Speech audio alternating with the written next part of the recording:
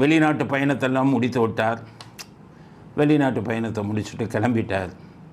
ஜெர்மனியை விட்டு, லண்டனை விட்டு வரும்போது என்ன சொல்கிறாரு, நீங்காத நினைவுகளுடன் இங்கிருந்து செல்கிறேன். அப்போ பிக்னிக்கு தான் போயிருக்காரு. அது முதலீடுகளை ஈர்க்க இல்லை.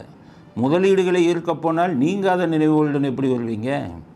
முதலீடுகளை எவ்வளோ ஈர்த்தேன்னு சொல்லுங்கள்.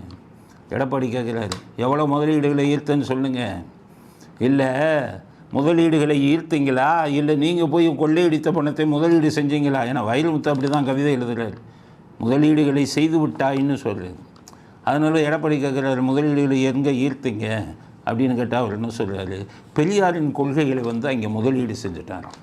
பெரியாரின் கொள்கைகளை முதலீடு செய்கிறதுக்கு எங்கள் பணம் தான் கிடைச்சதா? மக்கள் வரி பணத்துலேருந்து போவீங்களா? அதனால் சும்மா போய் நல்லா சுற்றிட்டு நம்ம பணத்தில் ஒன்றும் இது இல்லாமல் சிகிச்சையை மட்டும் உடம்பெல்லாம் செக் பண்ணிவிட்டு வேறு ஒன்றுமே இல்லாமல் வெறுங்கையுடன் திரும்பி வருகிறார்.